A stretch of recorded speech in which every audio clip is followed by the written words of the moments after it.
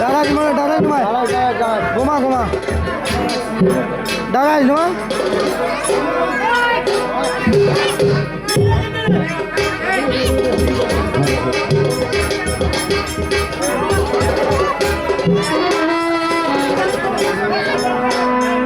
এই বেটা গুলো কাটা করে পাকাও এ গুড়ি ফেল দাও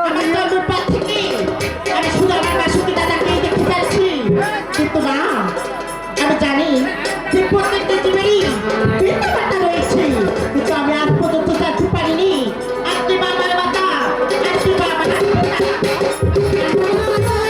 আমার এখানে একটি বক্তব্য করবো না। দেখো আমার দাদা আর আমার দাদার কাছ থেকে জেনে নেব আপনি আমার মাতা আপনি বাবার মাতা। আমি এখন দেবো আমার বাসন্তী দাদা দাঁড়াও,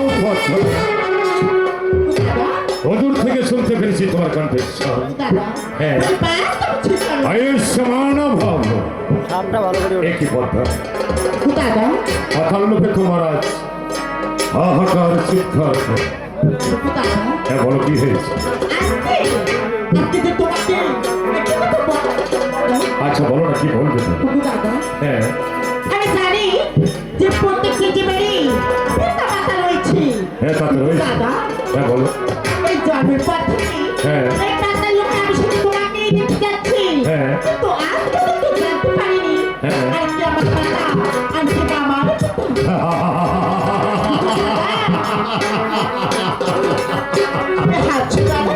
আসামি পড়তা হাসি পায় তব কথা শুনে একটিবারে নিজের বিবেককে অনুভব আর অনুসরণ করো না। তোমার জন্মের পর থেকে কোনো দিক আমি তোমাকে অপূর্ণ রাখিনি। একটি পিতা সন্তানকে যতটুকু লালন পালন করে মানুষের মতো মানুষ করে আমি সেটাই করেছি। একটি মা সন্তানকে কেমন করে স্নেহ প্রেমে মায়া মমতা দিয়ে গড়িয়ে তোলে আমি সেটাই করেছি। তাহলে তোমার অপূর্ণ কোথায়? আজকে বলো না আমার কি বড় মন বলছে। কি বলছে? যে আমার নিশ্চয় তোর পিতা মাতা রয়েছে। দাদা আমি তোমার কাছে তো হাত জোর করে বলতেছি, শুধু একটিবার বলো তো আর কি আমার মাতা আর কি বাবার পিতা? এ কি বলছো? হ্যাঁ দাদা, এটাই শুনতে চাচ্ছ তো? হ্যাঁ দাদা, আমি বাঁচি কিনা? হ্যাঁ আজ আপন ভগ্নী হয়ে জ্যেষ্ঠ ভ্রাতার কাছে পায়ের নিচ্ছে তোমার মস্তকে না ভগিনী না। দাদা কখনো এই কথা তোমার শোভা পায় না, কখনো তুমি জানতে চাওনি, আর আমি কখনো তোমাকে বলতে সাহস পাই না। কারণ অনেকে বৎসর ধরে রয়েছ পাতাল লোকে, তো যদি আমি কখনো তোমাকে যেমন করে পেয়েছি হারিয়ে ফেলি এর সেই দুঃখ কষ্ট আর কি হতে পারে? কি বলছো দাদা? তুমি যে সাধারণত কন্যা নও পদ্মা, তুমি যে এক মহাপুরুষ দেবাদিদেবী মহাদেবের পুত্রী। একটু বলছো হ্যাঁ, তাহলে আমার কথাগুলো তুমি চোখ কান খোলা রেখে শোনো।